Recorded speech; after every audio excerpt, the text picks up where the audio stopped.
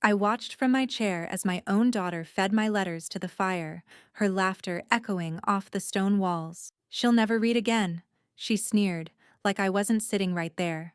Her mother. Every flame stole a memory, every crackle erased a piece of me. But the one letter that could burn her life to the ground, that one never made it into the fire. Before we begin, may I ask, where in this big, beautiful world are you listening from? It's always a quiet honor to know who's sharing this space. Drop it in the comments and don't forget to subscribe. The fireplace crackled like it had secrets to tell.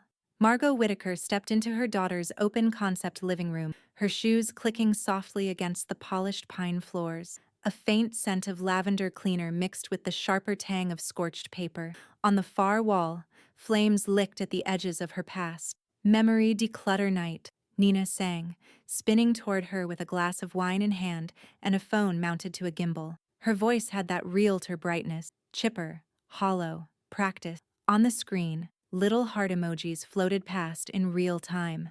"I told you we'd make a night of it," Nina said, tipping a full box labeled Personal, 1987 to 1999 toward the fire.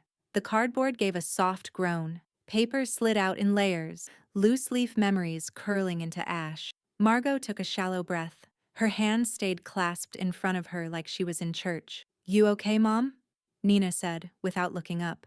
Her phone screen caught Margot in the background like an afterthought. Margot's pocket buzzed. "Paul, you okay?" She didn't answer. She slipped the phone deeper into her coat, thumb brushing the soft lining near the hem. Her eyes flicked back to the flames. Nina laughed and turned to her stream again. "Guys, this one's got her ex's sad little poems. Can you imagine? High school heartbreak. Exhibit A." She fanned out a few folded pages theatrically and let them tumble into the blaze. "Still burning just fine, even with these new bifocals," she added, then turned and grinned at Margot. "Unless yours are acting up again, huh?" Margot's voice was even. "Surgery went well. Better than expected." "Oh, sure," Nina said, brushing it off. "But they can't fix everything." She giggled at something someone commented. Her fingers fluttered. Another box, Personal, 2000 to 2005, was already waiting its turn. Margot glanced down at the stack near the fireplace. The labels were unmistakable. Personal, personal, personal. Not a single one said finance, medical, or legal. She moved slowly toward the sideboard. "Could I get a glass of water, sweetheart?" Nina waved absently, still reading from her screen. "Help yourself. I'm being archived live," she said dramatically, panning the phone around. "One box at a time. Bye-bye, boomer baggage." Margot turned toward the kitchen, heels quieting against a tile. She didn't open the set cabinets right away. Instead, she used the pause to count. 5 boxes in the fire's vicinity, all marked Personal. But there, in the far corner against the base of a china hutch, one remained untouched, dustless, still sealed with the original packing tape. Label faded but legible. Personal, miscellaneous, 1980s early. Margot's gaze lingered a beat too long. The water ran cold. She poured it slowly. Back in the living room, Nina whooped as a stray envelope flared in the grate like a signal flare. "That one's got some heat," she said, coughing as the paper smoked. "Mom, seriously, what kind of glue were you using back then?" Margot returned to the sofa, water in hand, face neutral. Inside, something different was happening. She wasn't remembering the letters. She was remembering the night she had moved them. The night she'd peeled open that final box, the one now sitting untouched, and quietly removed a single sealed envelope. The way her fingers had trembled. The way she'd slid it into her purse like a fuse waiting to be lit. But she said nothing now. Nina laughed again, drunk on her own self-performance. Margot took a long sip of water and stared into the fire, her eyes tracking the final edge of paper curling like a dead leaf. Then, very softly, she smiled. The silence inside Nina's house the next morning was so complete, it felt curated. Margot let herself in with the spare key still kept under the ceramic garden frog.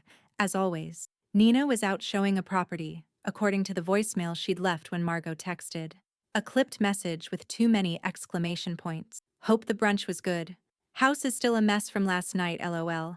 If you want to tidy, be my guest." Margot did not laugh. She closed the front door quietly behind her, stepping out of her shoes before her heels could echo. The smell hit her first. Not lavender this time, but the ghost of last night's fire. Char and ink. A hint of glue that hadn't completely incinerated. The hearth was cold now. The fireplace grate had been pushed inward, but not cleaned. Ash had spilled out onto the brick lip like dirty snow. Margot knelt down carefully, fingertips brushing the edge of the soot with the lightness of a scan editor reviewing a final proof. She pulled her phone from her coat pocket. No sound, just clicks. Photo. Zoom. Another. A deeper scoop of gray revealed a few curled paper fragments, too brittle to lift, but readable if the light angled just right. There. A corner of an envelope, the texture different than the others, darkened by fire, but not consumed. The ink, though warped, was still legible. Paul Whitaker, P. O. Box 213. Wells, M.E. Her breath caught. She sat back on her heels slowly, the phone still in her hand. Paul hadn't sent her letters in over a decade, not since that long summer they'd fought about the estate before Nina stepped in. That box would have been from those years, from when the wounds were new. So why burn that? 1. She didn't answer the question aloud, just took another photo, closer this time. Her phone's lens focused on the warped writing like it knew what mattered. In the kitchen, she opened the trash drawer and paused. The can was full, but not with food. Manila file sleeves had been jammed in vertically, their tabs bent like broken fingers. She pulled one out gently, turned it in her hand. Insurance, life, MW. Another. Deeds, cottage, original. Each one empty. Margot's face remained still, but her eyes narrowed. She smoothed the creases in her coat and took one last look around before slipping out through the back door. At Cafe Granary, Joanne was already waiting, her cane resting against the wall and 2 mugs of coffee steaming between them. She raised an eyebrow when Margot sat down. "You look like someone who saw something they didn't want to, but expected to anyway." Margot didn't answer at first. She stirred her coffee without tasting it. She burned Paul's letter. Not all of it, but enough. Her voice was low, contained. Joanne leaned in. And? There were files in the trash. Insurance, property, emptied out before the bonfire, like she sorted the important ones from the sentimental and torched just the right ones. Margot's pause was quiet but searing. Just the sentimental ones I'd never make legal decisions from. Joanne swore under her breath. "I think," Margot said. She expected me not to see it. Not to notice what wasn't there. "You seeing clearly enough to fight this?" Joanne asked gently. Margot finally sipped her coffee, then reached into her coat and pulled out a slim notepad. "I'm about to call Dr. Monroe. I want him to write it down this time. Officially, 20 out of 25. Functional reading, financial comprehension, medication literacy." The whole checklist. Joanne gave a single fierce nod. "Good." Margot's voice was steady. "Then I'm calling Laura Kim." By the time she stepped back into her apartment that afternoon, the light outside had changed. Softer now, pale gray and sharp at the edges, like paper that had gone through too many hands. Margot opened her planner, wrote in 2 appointment, underlined 1. She stood in the doorway of her study and looked at the safe in the wall. Whatever Nina thought she'd destroyed was only the beginning of what Margot had preserved. A week earlier, the box had been sitting on the dining room table, just one among many, its corners dulled from decades of moving and relabeling. Nina had been in the kitchen, loudly rinsing takeout containers and listing off things to clear out before the new year. Margot had used the moment. She'd peeled the packing tape from the side of the box slowly, with care. No slicing, no tearing, just patience, like pulling back a memory without disturbing it. The envelope had been buried between old birthday cards and a yellowed theater program. Plain, heavy, stock-sealed tight, her full name handwritten across the front in blocky, careful print. She hadn't opened it. She didn't need to. Instead, she'd slid it into the lining of her leather purse, not the outer compartment, not the inside flap, the deep zippered pouch, the one she used when she flew alone. Nina had never seen it leave the house. Now, in the quiet of her apartment, Margot opened the wall safe. No sound except the soft turn of the dial and the metallic click. Inside, everything remained as she had left it, neat, cold, and precise. She drew out the envelope first, unsealed it slowly. The document inside was exactly as she remembered. Notarized, crisp, printed in double-spaced Georgia font. Legal language stating, without ambiguity, that Nina Whitaker was no longer her designated power of attorney. She set it gently on the table and reached in again. The next file was heavier. A folder labeled Whitaker Living Trust. Inside, the trust deed, property title transfers, bank account certification, all finalized, witness, filed, dated 3 weeks ago. It named Margot as sole trustee, Paul, her son, as successor. Not Nina, not ever again.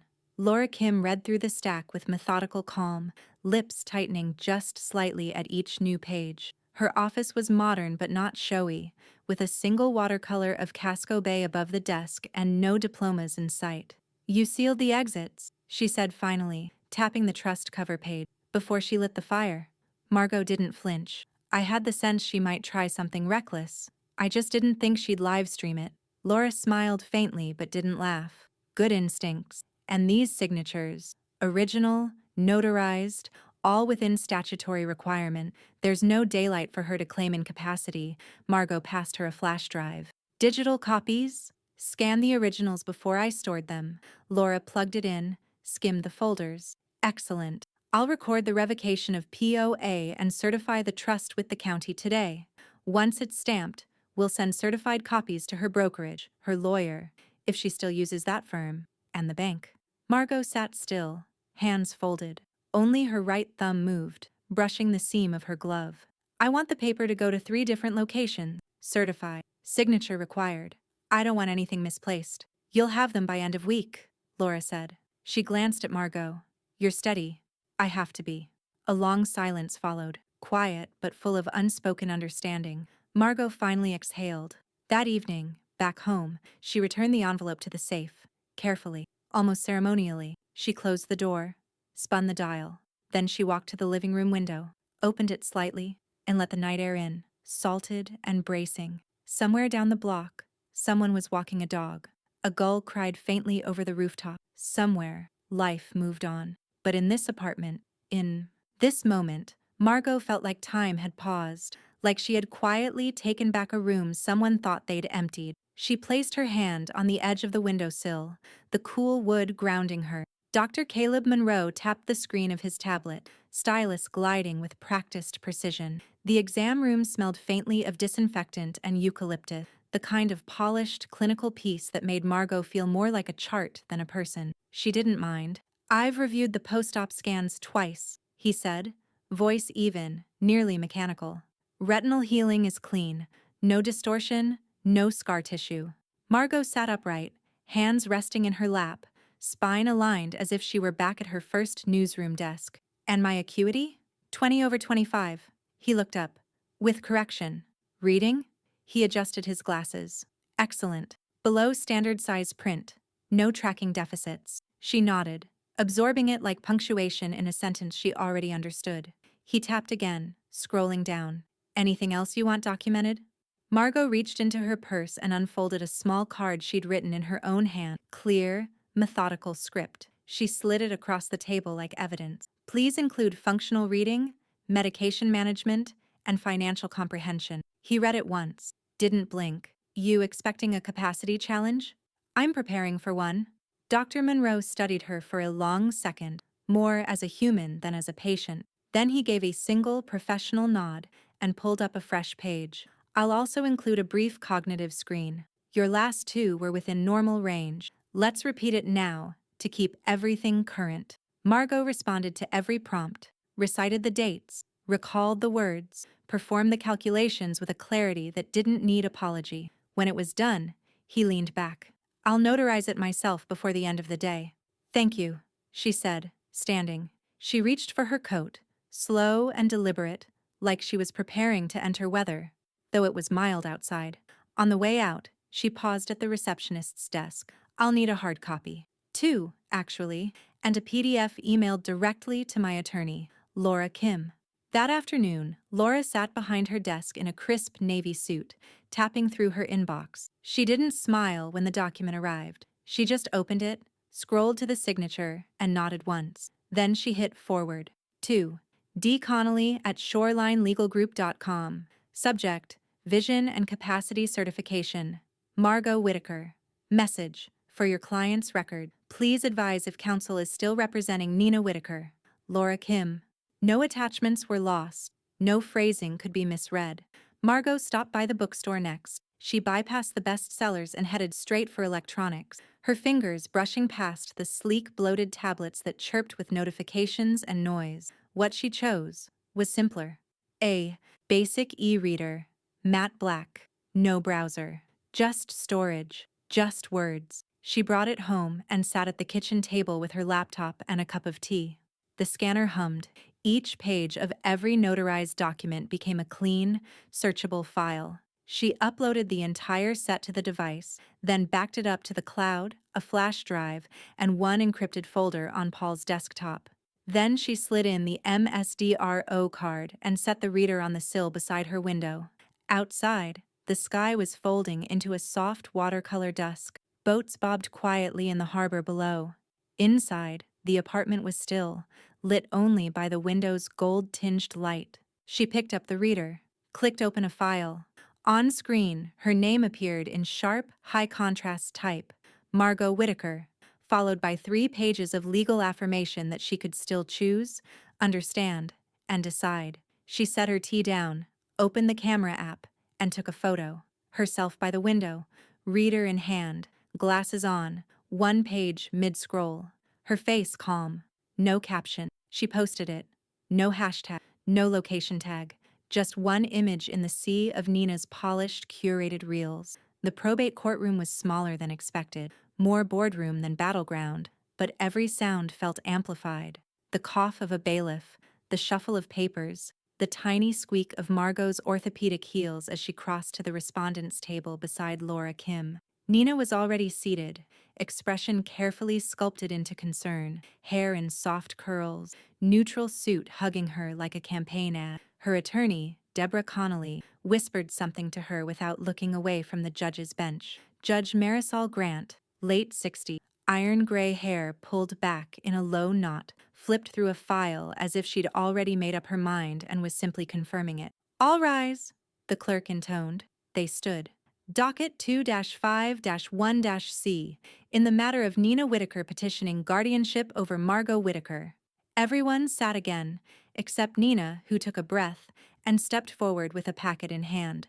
"Your Honor," she began, the tremor in her voice subtle but intentional, "this is an emergency matter. My mother has become increasingly disoriented. She's had multiple eye surgeries. She's losing track of important paperwork, medications, basic decisions. I'm concerned for her safety." Laura didn't flinch. She rose with equal composure and slid 2 stamped documents forward. "Filed with the county recorder yesterday afternoon," she said, voice clear. "Power of attorney revocation and living trust certification, naming Margot as sole trustee. Signed, notarized." Dated. Judge Grant looked down, paused, read. Then she looked up, directly at Nina. "You're petitioning for control over her legal affairs," she said, tapping the trust with one long finger. "Despite this record showing she revoked your POA and reassigned all assets to a trust you have no access to?" I didn't know about these filings," Nina said, visibly rattled. "She didn't tell me." Laura raised a brow. "Because she's not obligated to." Margot remained quiet, hands folded, chin slightly lifted. "And the urgency?" the judge asked. "Why today?" Nina's voice cracked. "Because I saw her." She posted a photo. "She's struggling to read her own files, trying to pretend she's fine. I just want to help her." Judge Grant tilted her head, unimpressed. "You filed this petition 24 hours after your mother posted a photo." "Reading?" The courtroom tensed. Then a second voice broke the silence. "Your Honor, if I may." Dr. Monroe stepped forward in a gray suit, folder in hand, voice calm as a scalpel. "I'm Caleb Monroe. I performed Mrs. Whitaker's post-op evaluation last week. Her vision is 20/25 with correction. She reads fluently, manages medication independently, and shows no signs of cognitive impairment." He placed the certified letter on the bench. "Detailed report. Signed and notarized." Judge Grant glanced through the report, lips pressed thin. "Well documented." "Thank you." Dr. Laura leaned toward the mic. "Mrs. Whitaker would like to make a brief statement." Margot stood. Her posture didn't waver. "I preserved what mattered," she said evenly. "The things I needed to protect. Those were never in the fire. She sat, and across the room, Nina's smile, perfectly rehearsed, finally fractured. Her eyes darted toward Laura's file. She recognized the seal, the document spacing, the subtle blue notary stamp, and for the first time, Margot saw the flash of realization cross her daughter's face. She knew that one piece of paper, the one she had looked for before the fire, had never been in the box. It had never burned. Judge Grant closed the folder with a quiet finality. This court finds no grounds for guardianship. The respondent demonstrates sufficient capacity to manage her affairs. She looked at Nina now, not as a daughter, but as a petitioner. I'm ordering a preliminary audit of your financial interactions with Mrs. Whitaker's accounts. Any further requests will be evaluated after that. Nina's attorney blinked. Your Honor, with respect, you're lucky I'm not sanctioning for misrepresentation. Judge Grant cut in. You may be seated. Paul crouched beside Margot's living room mantel, twisting wires with a calm that masked his unease. The small black camera, no bigger than a thumb joint, clicked into place beneath the crown molding, angled just enough to capture the hearth, the front window, and the center of the room. Motion activated. Night vision. Silent, he said, not looking up. Only you and I have access to the feed. Margot nodded, arms folded across her sweater. I'm not worried about burglars. I know. Outside, fog curled along the gutters. Inside, the air was steady, warm. No fire, just silent. Paul finished the install, ran a system check, and tapped the side of the camera. A soft green LED blinked once. I should have done this a year ago, he said. Margot didn't respond. Her eyes were on the bricks. Back at his shop, Paul pulled up Nina's public security post. Her account was still wide open, still curated like a showroom. He scrolled until he hit the video from Burn Night. Timestamp, Friday, 8:13 p.m. He paused, split-screened the footage with their own home feed. A flicker of shadow. A voice caught on Margot's internal mic. Boomer baggage. He scrubbed through the hours after, matching light patterns, volume dips, pauses. In the burn, she had left and returned. Twice. The chimney sweep arrived late Sunday morning. He looked like a character from a small-town crime novel. Thin, cautious, eyes that knew soot from fraud. Margot watched from the kitchen as he lowered a flexible camera down the flue and began his search. Most of it's gone, he said, voice echoing from inside the brickwork. But not all. Bits caught where the air doesn't flow right. He extracted a long metal wand and slid a mesh collection pouch from the end. Charred edges, a melted clasp, ash-dusted layers of paper, some barely intact. He handed Margot the bag like it might contain her name. Among the fragments, a donation slip from a cancer foundation, dated 2014. A note with a partial sentence, box, safe dep. Margot turned the note over. The ink was bleached and warped, but the writing was hers. She closed the bag gently. Her hands didn't shake. Laura reviewed the chimney evidence that afternoon in her office, eyes sharp behind frameless glasses. You kept a note about a deposit box? I did, Margot said. Years ago. Before Nina started calling it paper clutter. Laura pulled up her secure login and requested access logs from 2 local banks. 10 minutes later, she turned the screen toward Margot. 2 access attempts, last week. Both denied. ID didn't match updated profile. She clicked on a thumbnail. A paused frame from the bank's camera. A woman in a scarf, face obscured. But the coat was familiar. Burnt ochre, cinched waist, gold buttons. Nina's. Used your outdated ID, Laura said. The one she insisted you lost years ago. She said she'd shredded it. Margot's expression didn't change. Laura leaned back, tapping her pen against the arm of her chair. This isn't just inheritance jockeying anymore. No, Margot said. It's theft. That evening, Margot walked slowly through her apartment. She lit no candles, played no music. She just moved from room to room, pausing in each one like she was memorizing the angles. Then she returned to the fireplace, knelt, and ran her hand along the inside edge of the hearth. Ash still lived in the grout lines. She sat back on her heels, her voice low and certain. We'll lace this clean. The email Laura sent was methodical and without ornament, just as Margot had asked. No argument, no explanation, just the documents attached in clean, official PDF format. The subject line read plainly, Ownership Certification, 12 Prescott Lane. It went to the brokerage's compliance inbox, to the MLS administrator, and to the title company, each of whom would see the same thing. The stamped, county-recorded trust showing that Margot Whittaker, not her daughter, held full legal control of the property in question. Laura didn't include a single sentence of commentary. She didn't need to. By 9:37 a.m., the property listing disappeared from the MLS system. What had once been a polished photo carousel of Margot's historic two-story brick home, complete with taglines like "Prime for Development" and "Legacy Location, Must-See Views," was replaced with a stark red notice, "Listing suspended pending ownership clarification." At 9:51, Margot's phone vibrated. "Nina, did you seriously just nuke my listing?" She stared at the message without reacting. A moment later, another one appeared. "You're literally cutting off your own foot. This isn't just personal anymore, Mom. This is my career." And then, after a pause, "Undo it now, or I swear to God." Margot set the phone down on her kitchen counter. She didn't reply with words. Instead, she tapped the heart emoji and sent it, clean, silent, and impossible to misinterpret. She left the phone face down and continued steeping her tea. Later that morning, she met Paul at the title trust office. The space had the sterile brightness of new construction.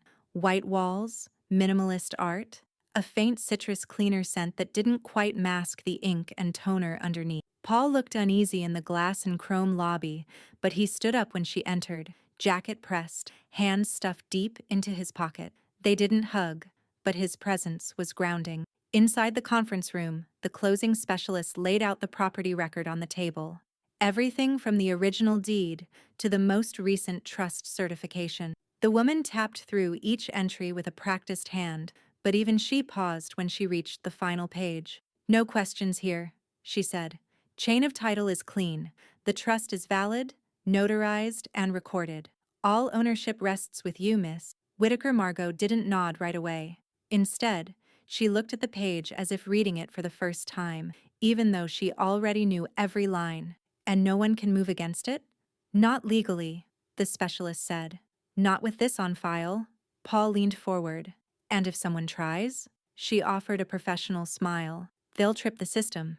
Across town, Laura visited the county recorder's office in person. She was courteous but brisk, dressed in one of her high-neck blouses and low heels that clicked precisely on the linoleum floor.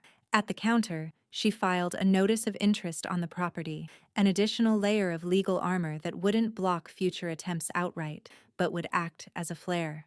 No paperwork could pass through the system involving 12 Prescott Lane without alerting the trust's counsel. On the form's final line, she signed her name in block letters, dated it, and slid it beneath the glass with a quiet finality. The woman behind the desk stamped it twice. "Effective immediately," she said. That evening, Joanne arrived at Margot's door with a leather folder tucked beneath one arm and a reusable grocery bag clinking with glass. She stepped inside without ceremony, taking off her boots and setting down the folder on the kitchen table. "I have statements from 3 neighbors," she said. All heard Nina that night. One even printed the Facebook video and highlighted the timestamps. Margot opened the folder and began reading. The statements weren't long, but they were unmistakably real. Plain handwriting, unembellished language, details that only a person who had been close by could have described. She said, "Burn it all." One read, and laughed hard. Something about her mom being too blind to read. Joanne poured the tea without being asked. "People notice more than she thinks," she said. Margot didn't reply, but she gave a small, quiet smile as she read the final page. Meanwhile, at Coastal Realty's glass and metal downtown office, Nina sat across from the compliance manager, her jaw clenched so tight it was beginning to show in her temples. The manager had already suspended the listing internally and requested Nina's full documentation on the property, listing agreement, owner authorization, and email trail. "You didn't submit the trust?" the manager asked. "It wasn't real. It wasn't filed when I—" The manager held up a hand. "We've received it. Certified. Dated." County recorded. Nina's eyes burned. "She's manipulating the whole system. She doesn't even know what she's doing."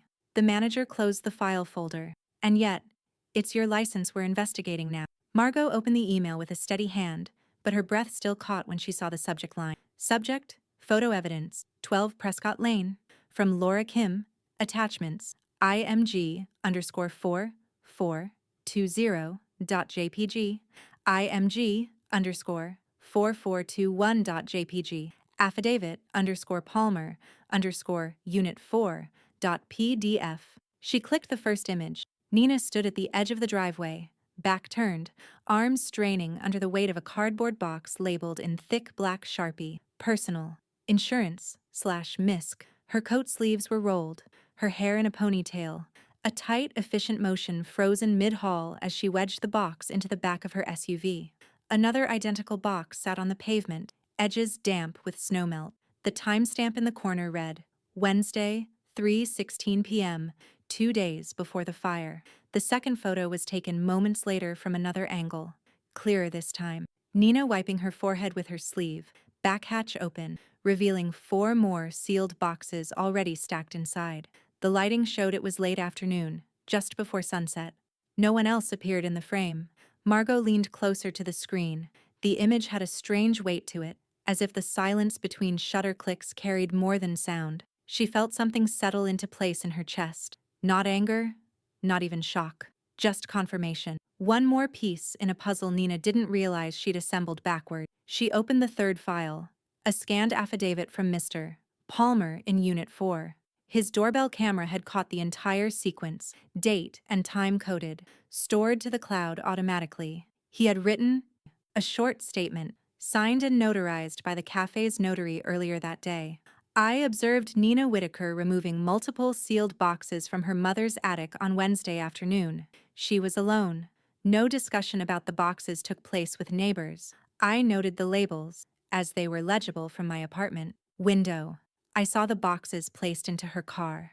Richard Palmer. Margot pushed away from the desk, crossed to the study, and opened the safe. She didn't fumble. Her hands moved with the precision of someone who had done this before, perhaps too many times. From the second shelf, she removed 2 folders labeled in her own hand, insurance riders and appraisals and valuables. Each had been photocopied months ago, the originals neatly filed and protected in plastic sleeves. She set them out on the table. One by one, she checked the contents against her memory. The riders for the cottage and the coastal jewelry appraisal were both intact. The riders for the piano and rare books collection, however, were missing, gone before the fire. She murmured to herself. Not lost, taken. She sat down and began her work. A clean yellow legal pad, 3 columns across the top. Item, document type, verified copy location. For the next 2 hours, she reconstructed her estate.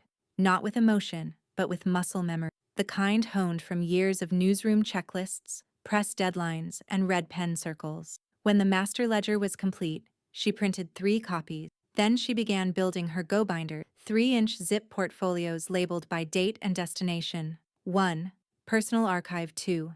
Attorney File 3. Court Emergency. Inside each went full sets of the trust, the POA revocation, the bank certifications, Dr. Monroe's capacity letter, and now, the new affidavit. She slid the ledger into each binder's cover sleeve. Laura emailed her again just after 6. From Laura, Kim subject.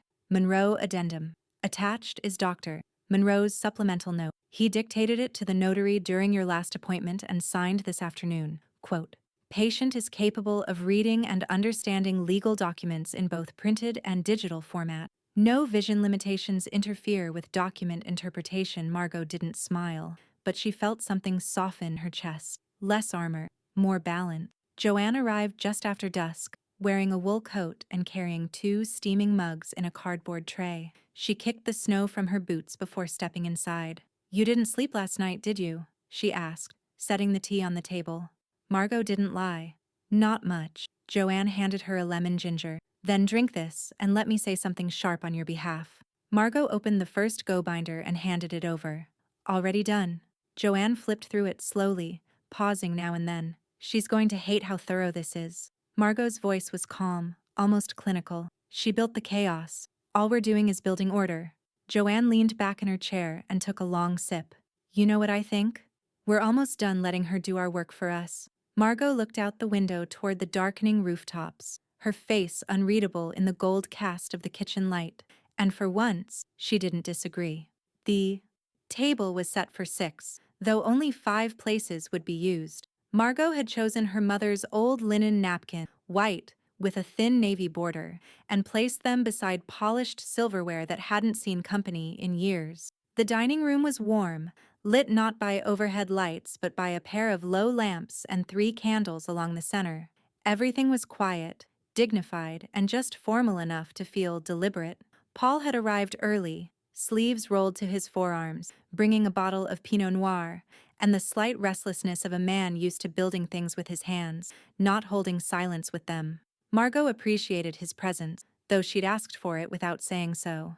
They were plating the roast when the doorbell rang. Margot moved slowly, wiping her hands on a cloth before answering it. Nina stood on the front step in a camel-colored coat and suede ankle boots. Her hair was curled too carefully. Her smile was lacquered in place, brittle and off.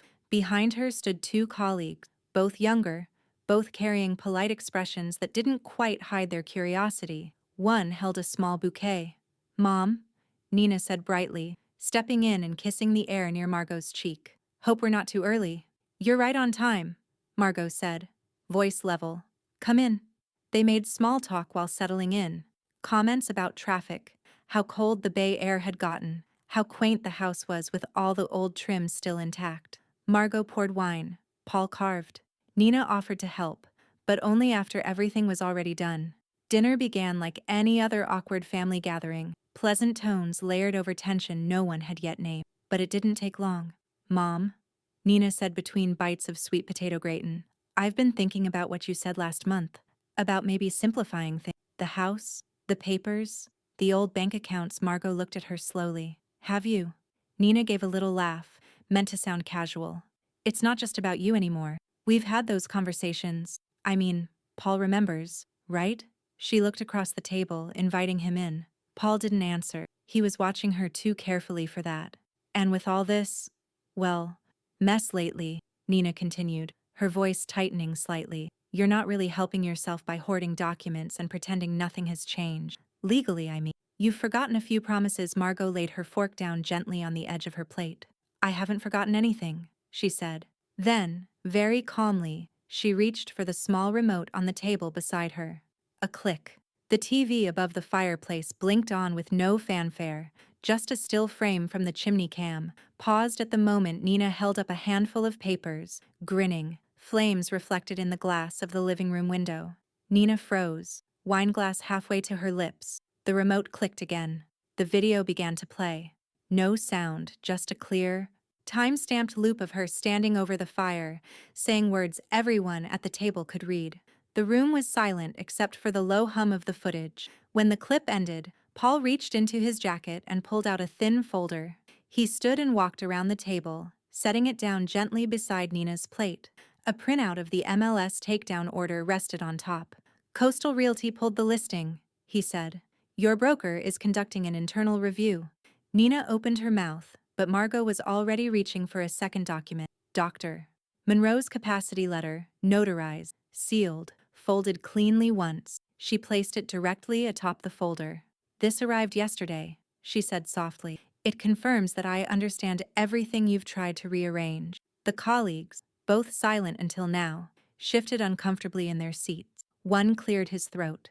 The other glanced toward the front hallway, then down at her plate. Nina looked between them, her composure unraveling in slow inches. "This isn't what you think it is. She's confused. She's not," one colleague said quietly, rising from his chair. The other followed. "We should go," he added, not meeting her eyes. They were polite as they left, murmuring awkward thanks, the door shutting behind them with a finality that didn't echo. It simply landed.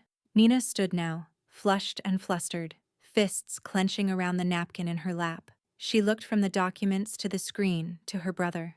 Then finally, to her mother.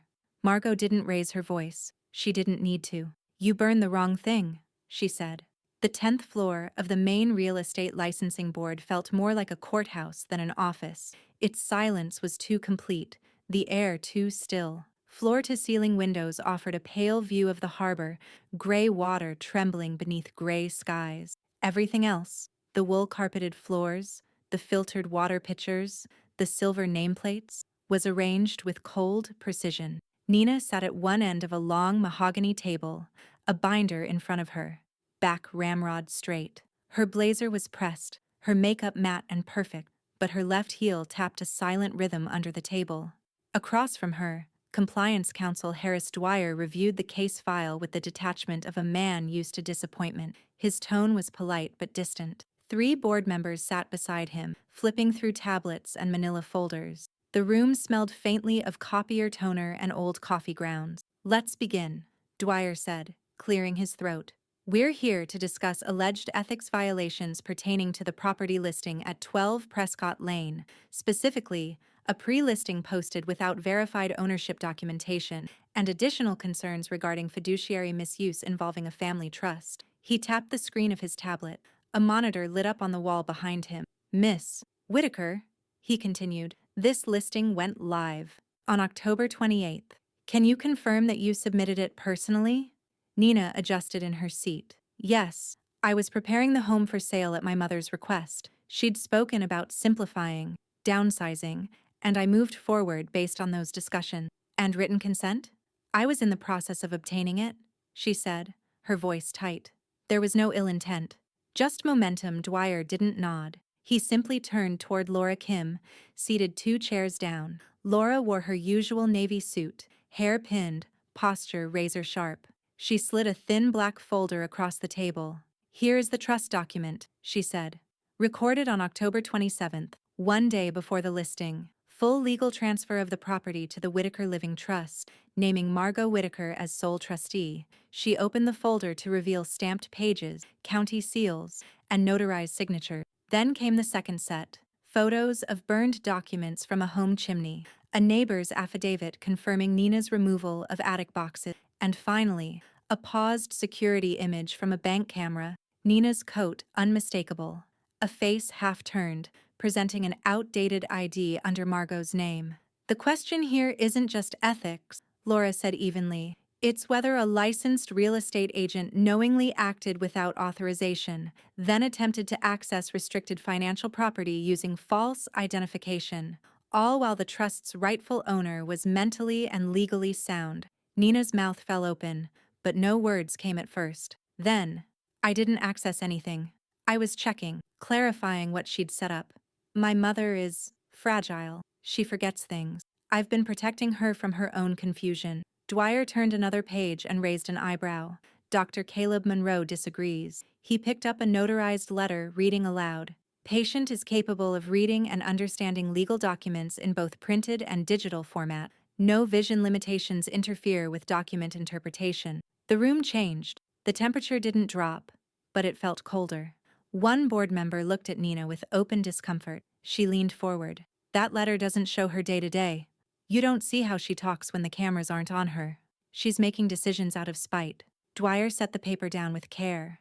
Even if that were true, it wouldn't excuse a forged listing agreement, nor unauthorized attempts at financial access. He paused, letting the weight of his next words settle in the stillness. "Effective immediately, your license is suspended pending a formal ethics investigation. We are also referring this matter to the State Department of Real Estate for sanctions review, including potential revocation."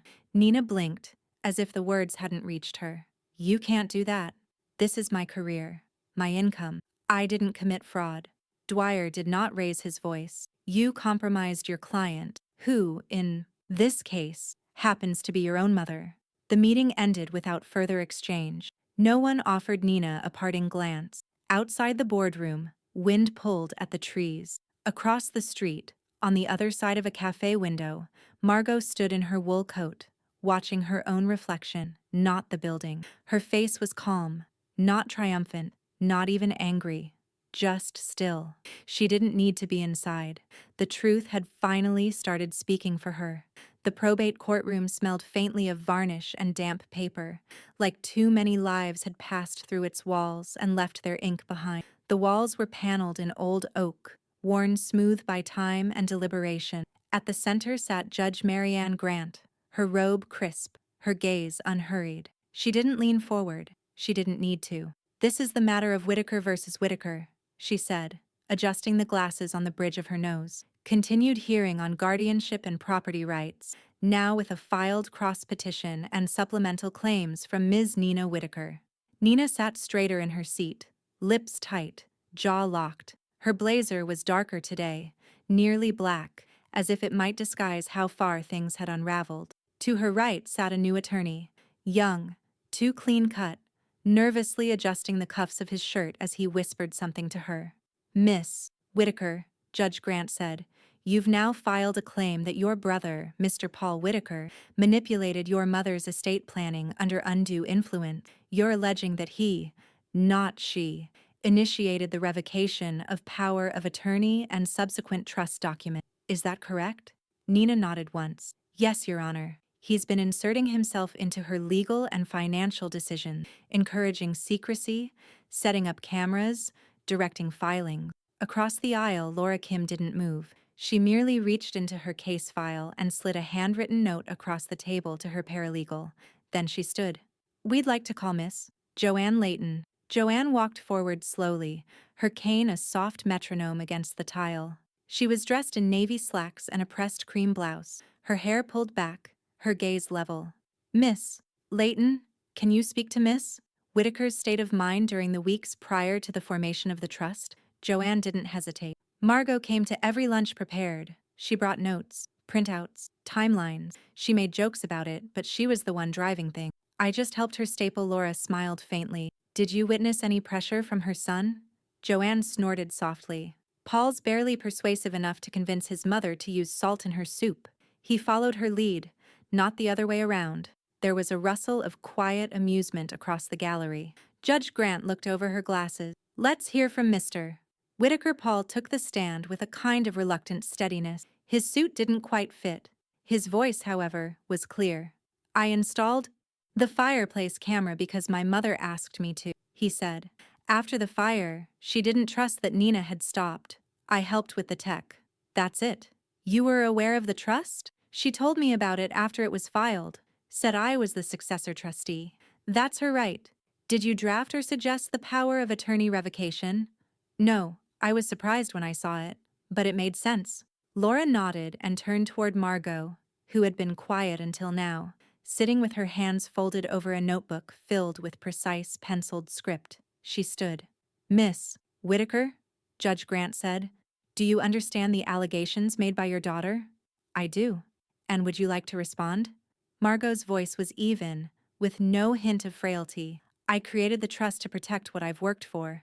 I revoked the power of attorney after Nina began talking about reallocating assets I hadn't agreed to move. I chose Paul because he doesn't meddle. He listens. That's all." "You were not pressured?" "No." A pause. "I was ignored." "That's different." A silence followed, sharper than anything said aloud. Judge Grant leaned back. "Miss Whitaker, your testimony is clear. However, given the cross-petition and contested claims, the court is ordering a limited discovery period. We want full logs of any bank access attempts, deposit box entries, and geolocation metadata from involved devices. Yours, your daughter's, and Mr. Whitaker's. Counsel for all parties will be granted access." Nina's face shifted. Not outrage. Something quieter. Panic, maybe. Her new attorney scribbled furiously beside her, eyes wide. Judge Grant closed the file in front of her. "Return to this court in 3 weeks with documentation ready. Until then, no changes may be made to the trust or estate configuration by either party." The gavel did not fall hard. Just a measured knock, like the closing of a drawer. Margot exhaled. Her fingers gripped the wooden armrest, not in fear, but in discipline. She didn't speak as the courtroom emptied. She simply watched Nina walk out first, her pace clipped, her coat crooked at the shoulder. Laura leaned in. "You did fine." Margot nodded once, her gaze still forward. This wasn't done yet, but the ground was beginning to tilt in her favor, and Nina knew it. The courtroom felt quieter than usual, more breath than air, more waiting than sound. Even the scrape of chairs was subdued, as though the room itself understood what was about to be said. Margot rose without prompting. She didn't need a signal. She didn't ask Laura's permission. She just stood, the paper in her hand trembling ever so slightly, not from fear, but from the weight of what it meant to read something that was never meant for performance. Judge Grant looked up from her bench. "Miss Whitaker?" Margot nodded. "I'd like to read a short statement. It's my own language. I wrote it when I created the trust." Laura leaned slightly back, her expression unreadable but calm. She didn't interrupt. "Proceed," said Judge Grant. Margot adjusted her glasses and unfolded the single sheet. The page was clean, hand-typed, and lightly creased at the corners, proof it had been handled many times, but never abandoned. She began. "This trust exists not to control others, but to protect myself. I have not always been quick to act. I have at times been too slow to believe people can change. But I know what I own. I know what I've worked for. I know how to read, to decide, and to remember. These documents reflect my will, not my confusion. I did not build this out of fear. I built it out of clarity." Her voice didn't waver. Not once. Even as Nina shifted beside her attorney, fingers twisting the strap of her bag, the corners of her mouth twitching. "My daughter believes that because I am aging, I am weakening. She forgets that aging is not erasure, it is refinement." Margot looked up briefly, directly at Nina. Their eyes met, but only one of them held steady. She wanted to burn the past, but I remembered the part she tried to skip. The silence that followed wasn't polite. It was reverent. Judge Grant gave a small nod.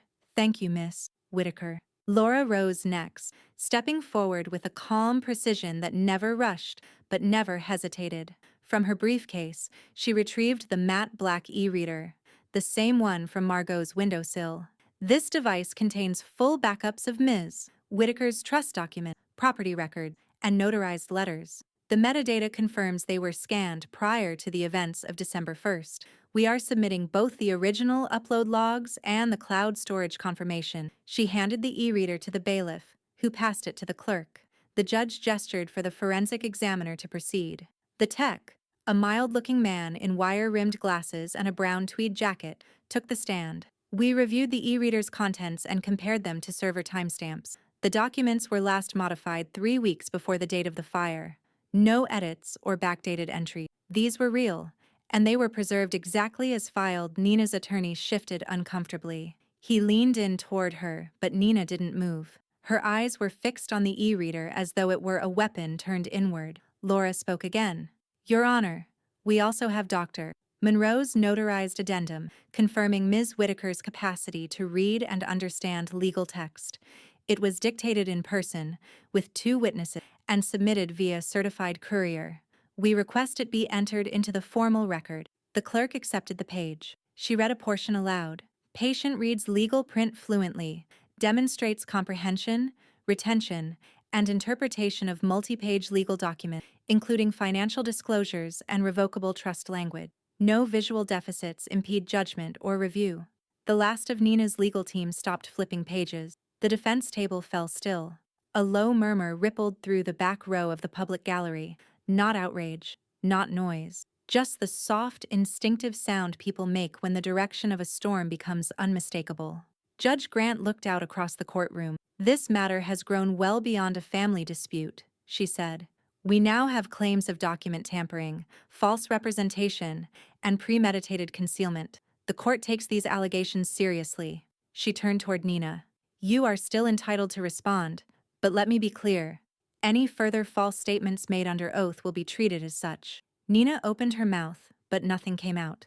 Judge Grant made a note. "Final ruling will be issued within 2 weeks. Until then, all parties are prohibited from further filings, sales attempts, or property access adjustments. We are nearing the end of this." She looked again at Margot. "And I thank you for your clarity today." Margot lowered herself into her seat, the paper folded back into her purse. She didn't look at Nina. She didn't need to. Some fires, it turned out, only made the truth easier to see. Rain tapped lightly against the tall windows of courtroom 3B. Not a downpour, just a steady percussion, like the sound of someone trying gently, but insistently, to be heard. The room was almost full, not with strangers, but with the same small group of faces that had returned, again and again, to witness something unfold they weren't sure how to name. Family dissolution? Legal reckoning? Justice? Margot sat near the front, her coat folded neatly on her lap. She wore her hair pulled back and her glasses balanced low, as though to say she wasn't here for the performance, only for the record. Nina sat farther back today, beside her attorney. Her blazer had lost its sharpness. Her hands remained in her lap, fingers tucked in like she could disappear them. She didn't glance at her mother. She didn't glance at Paul. She barely glanced at the judge. Judge Marianne Grant entered with the same deliberate gait as always, robe unruffled, expression unreadable. She adjusted her glasses, opened the ruling packet in front of her, and waited for the last few whispers in the gallery to dissolve. This court has reviewed the complete documentation submitted over the last 6 weeks, she began, including but not limited to trust declarations, medical certifications, affidavit testimony, digital metadata verification, property records, and forensic image analysis. Her voice remained calm, not cold, just final. In this matter, the court finds that the revocation of power of attorney was lawful, informed, and executed without coercion. The trust, likewise, stands as a valid instrument of estate control. Miss Margot Whittaker was and remains mentally competent and fully literate in all relevant legal and financial matters. Nina's attorney sat straighter, but Judge Grant continued. The court further finds that the petitioner, Miss Nina Whittaker, initiated multiple actions that constitute an abuse of fiduciary proximity. These include attempting to list and market a property without legal authority, transporting and potentially destroying documents labeled as financial or sensitive in nature, and presenting outdated identification to access protected banking resources not under her control. A hush swept the courtroom. This was no longer about speculation, it had become declaration. Accordingly, Judge Grant said, flipping to the second page, the court rules that the petition for guardianship is denied with prejudice and classifies the cross-petition as frivolous. Furthermore, this court refers Ms. Nina Whittaker to the Office of State Investigators for preliminary review under Maine Statute 197A, attempted financial exploitation of a protected adult. Nina's mouth parted, just slightly, not to speak, only to breathe. Her lawyer did speak, but only to lean in and whisper something sharp, low, and irreversible. Judge Grant was already on the next page. In addition, the court issues a protective order barring Ms. Nina Whittaker from entering her mother's residence, removing any items from the premises, or accessing Miss Whittaker's digital or physical records without court-supervised approval. She looked up then, not over the rim of her glasses this time, but through them. This is not a punishment. It is a protection for someone whose rights have been persistently challenged and whose clarity has been repeatedly underestimated. A murmur ran through the back of the room. The clerk cleared her throat. Judge Grant held up a final form. The court is also forwarding the bank surveillance findings to the district attorney for preliminary fraud review. A notice will be issued under seal. In the meantime, all court costs incurred during this extended review will be assessed to the petitioner. Nina closed her eyes. Paul, seated behind Laura, exhaled. Not loud, just audible enough for Margot to hear. She didn't react at first. Then, without looking away from the bench, she gave a single, slow nod. Not victory, not relief, something steadier. Like closure was a table being quietly reset. Judge Grant folded her hands on the desk. This court affirms Ms. Margot Whittaker's rights, and it affirms her testimony. Let the record reflect that her estate remains under her sole direction, and her decisions were both lawful and lucid. She tapped her gavel once, not with flair, with clarity. The courtroom held its breath as the sound echoed, then silence, then movement. The envelope fragment sat under glass now, browned at the edges, corner curled slightly, the words, "Box, Safe Dep," still faintly visible in Margot's handwriting. Paul had mounted it in a walnut frame, the kind you might expect to hold a vintage photograph or a citation. He didn't say much while installing it, just dusted the fireplace mantel once, then again, as though clearing away more than just soot. "Bricks held," he said softly, stepping back. Margot nodded, her eyes on the frame. So did the paper. It was late morning. Outside, the first snow hadn't quite stuck, just a veil of powder softening the sidewalk and resting in the cracks of the front steps. Inside, the house smelled of cinnamon and yeast, the quiet result of Joanne's hands working early. She'd brought over a small loaf, unannounced, wrapped in a dish towel that looked older than either of them. "No need to refrigerate it," she'd said, already setting out plates, "but good luck making it last past tomorrow." Margot laughed for the first time in weeks, not the kind of laugh that evades tension, but the kind that recognizes its end. In the dining room, a second envelope, intact this time, lay inside a manila folder beside a release form. Margot would be donating a selection of digitized letters to the Mid-Coast Historical Society. Not everything, just a curated set. Correspondences from her early editorial days, one letter from a Maine senator, and a clipped draft from an unpublished essay titled The Kindness of Accuracy.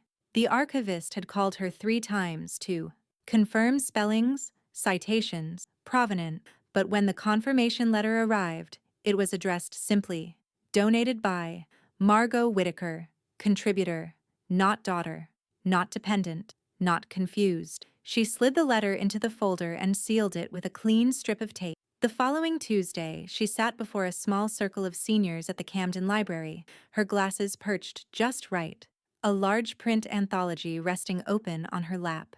The librarian had printed signs, "Read Aloud Afternoon," "Tea," "Cookies," and Margot Whittaker in bold serif. They began with an essay by E.B. White, then a short letter by Carson McCullers. Margot read slowly, her voice clear, not theatrical, not softened, but paced with care. Every so often someone would ask her to reread a sentence, not because they missed it, but because they wanted to hear it again. Afterward, a woman with a tremor in her hands told Margot that her voice made the sentences feel like they were being folded into memory, not just read aloud. Margot didn't know how to answer that, so she just said thank you and offered more cookies. Back at home, Laura had been busy. A civil damages claim was filed on Margot's behalf. Nothing punitive, just precise. The claim named Nina's brokerage and Nina directly, citing breach of fiduciary duty, unauthorized access attempts, and reputational harm.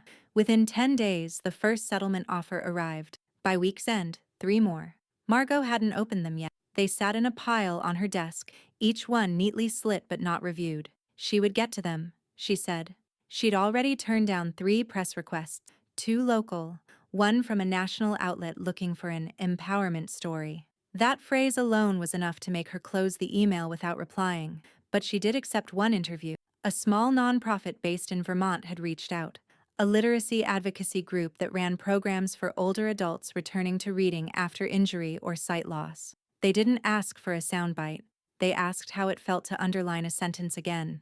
"I'll take that one," she said. That Friday, Margot walked down to the bookstore herself.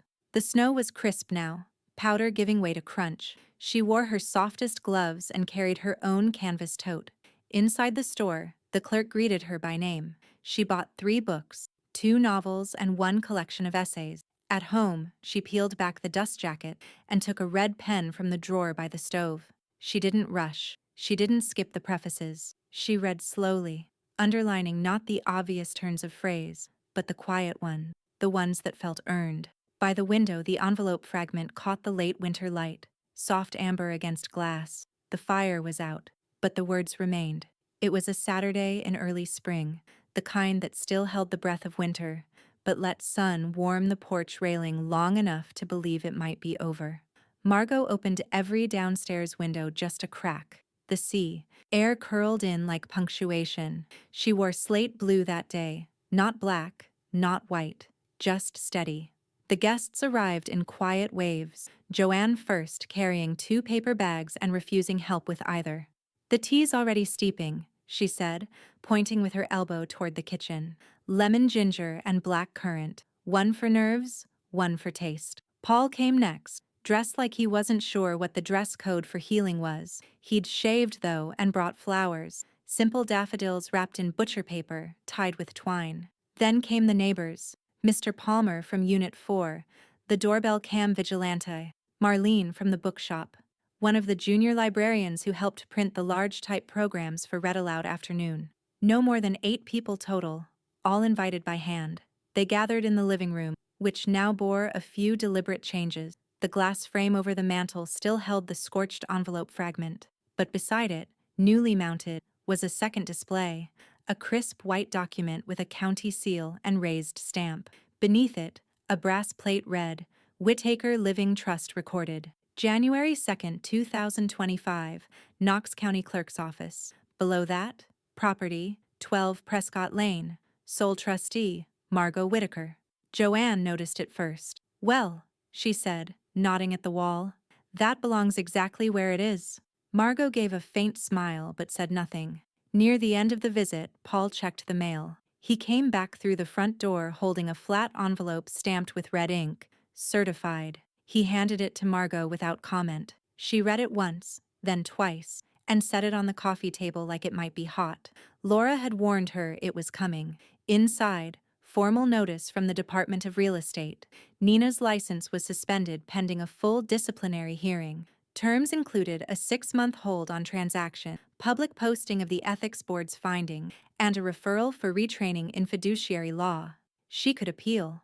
Margot didn't say the name. She didn't need to. No one asked. Instead, she stood near the window, cleared her throat softly, and held up a printed page, the same one she'd read from in court weeks before. I only want to read one paragraph, she said. They listened as if it were a poem. I did not build this out of fear. I built it out of clarity. My daughter believes that because I am aging, I am weakening. She forgets that aging is not erasure, it is refinement. When she finished, no one clapped loudly, just a soft, brief patter of appreciation, as if to say, "We heard you. We understand." Later that night, long after the dishes had been rinsed and the chairs quietly stacked back in their corners, Margot opened the safe again, not to retrieve something, to add. She took a single page from her desk drawer, freshly typed, dated that morning. At the top, it read, "Letter to myself." She read it once aloud in the stillness. I am not who they assumed. I am still learning what I know. But I knew enough to prepare. I knew enough to endure. Survival is not reaction, it is authorship. She folded the letter into thirds, sealed it in an archival sleeve, and tucked it beside the master ledger.